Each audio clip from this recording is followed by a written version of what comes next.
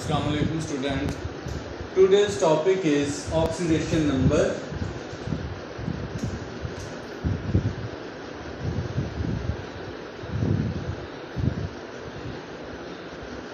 Or oxidation state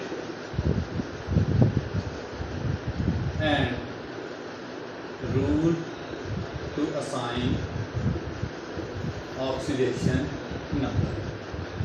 सबसे पहले बेटा हम ऑक्सीडेशन नंबर या ऑक्सीडेशन स्टेट की डेफिनेशन करते हैं. इसको हम सिंपली कहते हैं it is the apparent charge assigned to an atom.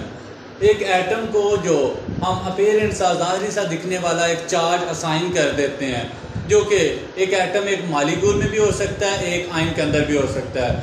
इस चीज़ को हम ऑक्सीडेशन नंबर या ऑक्सीडेशन स्टेट कहते हैं. The apparent charge assigned to an atom of an element in a molecule और in an ion. It is simply known as oxidation number और oxidation state. उसकी एक सिंपल से एग्जांपल आपको मैं एक्सप्लेन करता हूँ. फॉर एग्जांपल HCl हम आमतौर पे HCl को इसी तरह राइट करते हैं, लेकिन अगर इसके ऊपर +1 और इसके ऊपर -1 लिखा जाए, यानी इसके ऊपर +1 चार्ज है, इसके ऊपर -1 चार्ज है, तो इसको हम +1 ऑक्सीडेशन और इसको -1 ऑक्सीडेशन स्टेट का नाम दे सकते हैं. यानी एक एटम के ऊपर अगर हम किसी पॉजिटिव या नेगेटिव चार्ज को शो करते हैं, चार्ज हम इसके ऊपर असाइन करते हैं, उसको हम सिंपली कहेंगे ऑक्सीडेशन स्टेट और ऑक्सीडेशन नंबर. अब बेटा इसको असाइन करने के कुछ रूल्स होते हैं. ये रूल्स बहुत इंपॉर्टेंट है लॉन्ग क्वेश्चन के लिए, इनको आपने अच्छी तरह से याद करना है. सबसे पहला रूल ये है कि जब कोई एटम या एलिमेंट फ्री स्टेट में होगा तो उसकी oxidation state will be zero. अब ये फ्री स्टेट क्या चीज होती है? हम सिंपली कहते हैं कि अगर हम नॉन मेटल्स की बात करें तो नॉन मेटल आपस में इलेक्ट्रॉन शेयर करके खुद को स्टेबल कर लेती हैं, उसके बाद वो फर्दर इलेक्ट्रॉन लेने देने का प्रोसेस खत्म कर देती हैं. इस चीज को हम उसकी फ्री स्टेट बोलेंगे. नॉन मेटल की बात करें तो लेट्स सपोज हाइड्रोजन के 2 एटम मिलके खुद को स्टेबल करते हैं. फास्फोरस के 4, सल्फर के 8, क्लोरीन के 2, नाइट्रोजन के 2 एक्सेट्रा. तो नॉन मेटल्स के लिए ये सारी की सारी इसकी फ्री स्टेट्स हैं. अगर हम मेटल्स की बात करें तो मेटल्स को हम सिंपली मेटालिक बॉन्ड से ज्वाइन करते हैं. मेटालिक बॉन्ड के अंदर आपने पढ़ा होगा 4th चैप्टर के अंदर कि जो फ्री इलेक्ट्रॉन्स हैं वो डिफरेंट न्यूक्लियस के साथ बाइंड होते हैं एट ए टाइम. अगले वक्त में वो फिर से मूव करके कुछ और न्यूक्लियस के साथ बाइंड करेंगे एंड सो ऑन. तो कोई एक इलेक्ट्रॉन स्पेसिफिक एक एटम के साथ एक एटम या एक न्यूक्लियस के साथ बॉन्ड बनाने की कोशिश नहीं करता. सो हम इनके एटम्स को मोस्टली सिंगल फॉर्म में ही राइट करते हैं. तो ये सिंगल फॉर्म में ही फ्री स्टेट की फॉर्म में एग्जिस्ट करते हैं, फ्री फॉर्म में ही कहलाते हैं. सो हम सिंपली कहते हैं कि अगर कोई चीज इस फॉर्म में लिखी होगी तो उसकी oxidation state will be zero, क्योंकि ये फॉर्म उसकी फ्री स्टेट कहलाएगी. ऐसी स्टेट जिसमें वो नॉर्मली किसी चीज के साथ रिएक्टिविटी शो किए बगैर ही अकेला एग्जिस्ट कर रहा हो नेचर के अंदर, तो उसको हम सिंपली फ्री स्टेट का नाम दे लेते हैं. अब इससे नेक्स्ट अगर हम बात करें तो हम कहते हैं एक ऐसा आयन जो सिंगल एलिमेंट से मिलकर बना हो. फॉर एग्जांपल हाइड्रोजन एक आयन है जो सिर्फ हाइड्रोजन एलिमेंट से मिलकर बना हुआ है, तो इसके ऊपर जो चार्ज है वही इसकी ऑक्सीडेशन स्टेट है. अगर हम ऑक्सीजन की बात करें तो ये सारे का सारा ऑक्सीजन एलिमेंट से मिलकर बना हुआ है, तो इस आयन के ऊपर जो चार्ज है -2, ये इसी की ऑक्सीडेशन स्टेट कहलाएगा. सेकंड रूल यही है कि अगर ऑक्सीडेशन नंबर हम किसी आयंस का देखें जो एक सिंगल एलिमेंट से मिलकर बना हो, तो जो उसका चार्ज होगा उस एक एलिमेंट का वही इसी आयन का चार्ज कहलाएगा.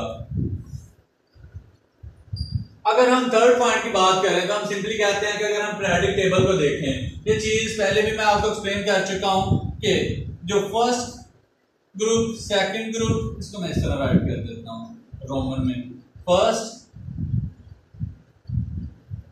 Second third fourth fifth sixth 7 and 8.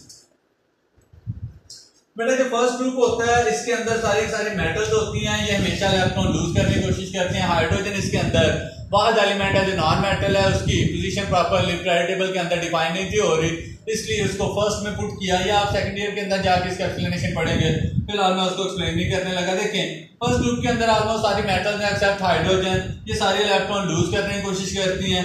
जब ये इलेक्ट्रॉन लूज करेंगी तो इनके ऊपर +1 चार्ज आ जाएगा, तो इसका first group oxidation state +1, second वाले की +2, थर्ड वाले की +3, अब फोर्थ वाले की +4 भी हो सकती है, -4 भी हो सकती है, क्योंकि इससे पीछे पीछे सारे एटम कोशिश करते हैं इलेक्ट्रॉन लूज करें। 99% चांस इलेक्ट्रॉन लूज ही होगा, लेकिन यहाँ पे दोनों चांसेस हैं। और फिफ्थ के अंदर अगर हम बात करें, यहाँ से शेयरिंग भी स्टार्ट हो जाती है।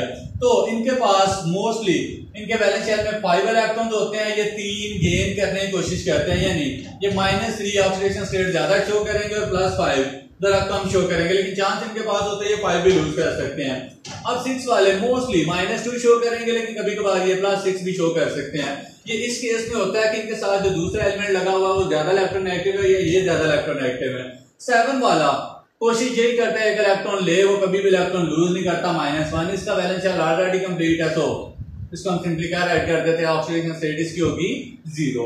तो इस तरह हम पीरियोडिक टेबल के लिहाज से इनके ऑक्सीडेशन स्टेट को फाइंड आउट कर सकते हैं।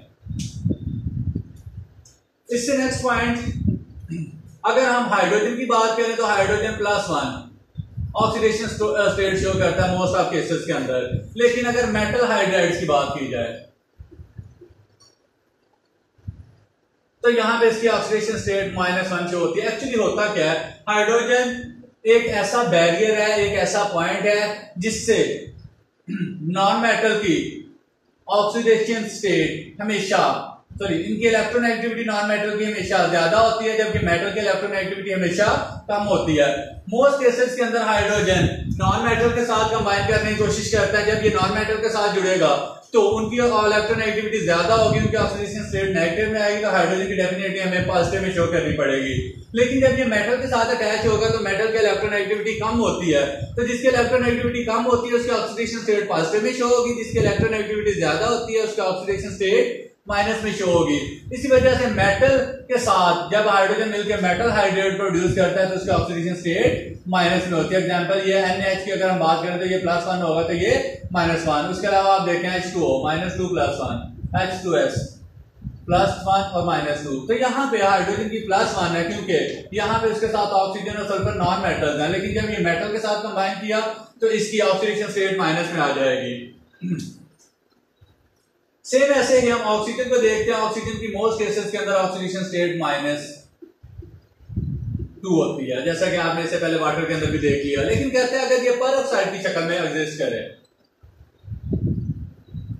तो इसकी ऑक्सीडेशन स्टेट यहां पे -1 होगी।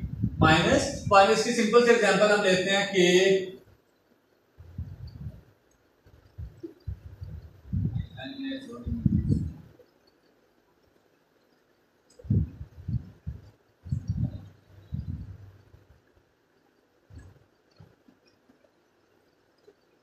KO की फॉर्म में अगर लेंगे तो ये -1 होगी और ये +1 होगी। तो जो परऑक्साइड होते हैं उनकी शक्ल में हम सिंपली इसको -1 की फॉर्म में शो करते हैं। ये परऑक्साइड से चीजें हैं, आप जाके super oxide, peroxide, simple oxide next first या सेकंड ईयर के अंदर जाके इसकी स्टडी फर्दर करोगे। लेकिन अगर हम बात करते हैं एक ऐसे कंपाउंड की F2O, तो यहाँ पे कहते हैं इसकी ऑक्सीडेशन स्टेट हमेशा +2 होगी। रीजन ये है कि fluorine is the highest electronegative element of periodic table. सबसे ज्यादा इलेक्ट्रोनेगेटिव फ्लोरीन है, इसकी 4.0 होती है। ऑक्सीजन की आपकी बुक के ऊपर 3.4 है, एक्चुअल इसकी वैल्यू 3.44 या फिर 3.45 और कई दफा इसको हम 3.5 की फॉर्म में भी कंसीडर कर लेते हैं, लेकिन मोस्ट केसेस के अंदर यही इसकी इलेक्ट्रोनेगेटिविटी चलती है। तो फ्लोरीन की इलेक्ट्रोनेगेटिविटी ऑक्सीजन की निस्बत ज्यादा है, तो जो ज्यादा इलेक्ट्रोनेगेटिव होगा डेफिनेटली उसके लिए हम माइनस इलेक्ट्रोनेगेटिविटी शो करते हैं। सो F2O की शक्ल में इसकी प्लस होगी, बाकी सारे केसेस में नेगेटिव होगी, और परऑक्साइड की शक्ल में -1 होगी, बाकी सारे केसेस के अंदर -2 होगी। ये चीज मैं पहले भी जिक्र कर चुका हूं 2-3 दफा कि जो ज्यादा इलेक्ट्रोनेगेटिव होगा मोर electronegative will have oxidation number in negative sign। उसके बाद अगर हम बात करें न्यूट्रल मॉलिक्यूल की तो उसके अंदर जितना भी एलिमेंट्स होंगे उन सबके ऊपर जो ऑक्सीडेशन स्टेट होगी उसका सम हमेशा 0 होगा। जैसे कि ये ऊपर केसेस मैंने दिए हुए हैं, ऊपर वाले केसेस के अंदर आप देख लेते हैं sum of neutral molecule having oxidation number 0, इसका ऑक्सीडेशन नंबर हमेशा 0 होगा। जैसे कि ऊपर वाले केस के अंदर अगर आप देखते हो इसकी +1 इसकी -1 ओवरऑल सम 0। ये वाटर को हम इस तरह लिखते हैं H2O न्यूट्रल मॉलिक्यूल, लेकिन इसके ऊपर +1 और -2 की शक्ल में अगर हम ऑक्सीडेशन स्टेट लिखते हैं तो इसको मल्टीप्लाई करो तो +2, इसको यहाँ 1 होता है -2, तो सम इसका भी 0, सेम इसका भी सम 0 ही आएगा। तो जो न्यूट्रल मॉलिक्यूल होते हैं उनके अंदर पाए जाने वाले एटम के ऑक्सीडेशन स्टेट का अगर हम सम लें तो वो ओवरऑल 0 आना चाहिए। उसके अलावा कहते हैं अगर हम आयंस की बात करें तो algebraic sum of oxidation number equal to the charge on the ion, जो उस आयन के ऊपर चार्ज होगा वही आयंस की शक्ल में नजर आएगा। यहाँ पे एक्चुअली हम एटम की बजाय रेडिकल की अगर बात कर लें तो हमें ज्यादा समझ आएगी। SO4 इसके ऊपर ओवरऑल चार्ज हमें -2 नजर आता है। इसके पीछे रीजन ये है कि सल्फर और ऑक्सीजन दोनों में से इलेक्ट्रोनेगेटिव ज्यादा ऑक्सीजन होगी, ऑक्सीजन की इलेक्ट्रोनेगेटिविटी हम माइनस में शो करेंगे। यहाँ पे सल्फर की डेफिनेटली फिर हमें सल्फर 6 ग्रुप से बिलोंग करता है, प्लस तो 6 होगी, ऑक्सीजन भी 6 ग्रुप से बिलोंग करता है, लेकिन ये सल्फर से ज्यादा इलेक्ट्रोनेगेटिव है इसलिए हमें -2 इसकी लेनी पड़ेगी।